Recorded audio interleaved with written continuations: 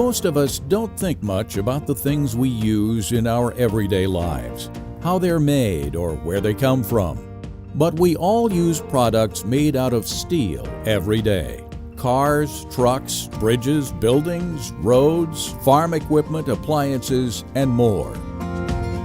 In fact, our quality of life could not exist without steel and these products.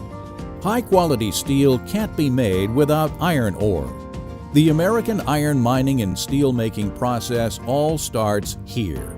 On Minnesota's Iron Range, the unique geology of the land exposes iron-bearing materials. It's commonly referred to as the Mesabi Formation.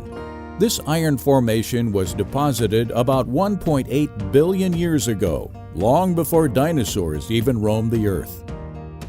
Before a mine can be opened, an extensive environmental review process must be followed. An environmental impact statement, or EIS, and mining permits must be obtained from the government. The environmental impact statement is an in-depth environmental review and study of how the mine's activities and processing plant would impact the environment, human health, and the economy in Minnesota. The EIS and permitting process includes not only scientific studies, economic impact studies, and sampling of the environment around the proposed mine, but also public meetings so people can share in the review process. Permits to mine take into account all the information developed in the EIS and define requirements the mining facility must operate under in order to comply. The permit to mine also includes the mining company's agreements on how the disturbed areas will be returned to a natural state once the end of the mine life is reached. This phase of the environmental process is known as mine land reclamation and is often done during the active life of the operation or shortly after the end of the operation. Reclamation consists of modifying the disturbed land and returning it to a more natural state of hills, grassland, forests, and lakes for the benefit of future generations. The pits left behind from iron mining will become lakes where fish are stocked, and depending on future land use needs, shorelines could include residential developments, cabins, resorts, or public lands. Once all the permits, restoration plans, and financial assurances are in place, mining can begin. As one can imagine, the permitting process takes several years. Taconite is the term used to describe the iron-bearing rock found in a portion of the Mesabi Iron Formation. It's an extremely hard rock and contains around 30% iron. Using explosives, the iron ore is blasted into chunks small enough to handle in large excavators. The largest excavator on the Iron Range can hold up to 65 tons of rock. The machines place the taconite rock into giant haul trucks. These trucks are as big as a house and hold up to 240 tons of rock. The trucks take the iron ore directly to the processing plant, and the unneeded overburden to the nearby stockpiles.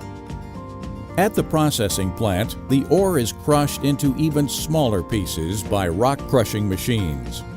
The crushers keep crushing the rock until it's the size of a marble or smaller. The rock is then mixed with water and ground finer in rotating mills until it's as fine as powder.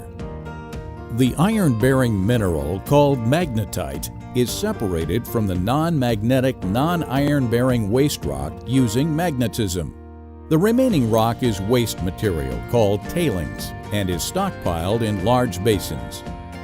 The magnetite-bearing material has now been upgraded to higher iron content, now the size of fine sand, and is called concentrate.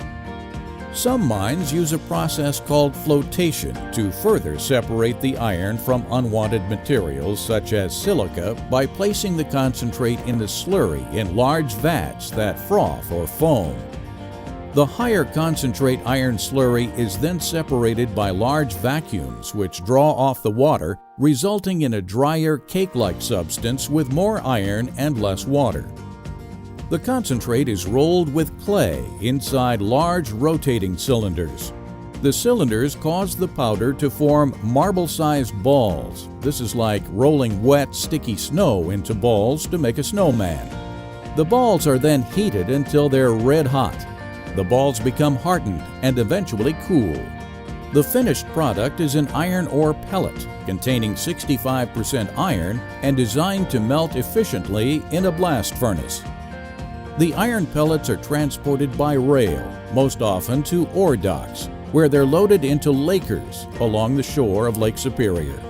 These ore boats sail on the Great Lakes to Gary, Indiana, Cleveland, Ohio, or other steel-making towns in the Great Lakes region of the United States, where the steel mills melt down the pellets in blast furnaces to make the steel used to make the products that we use every single day.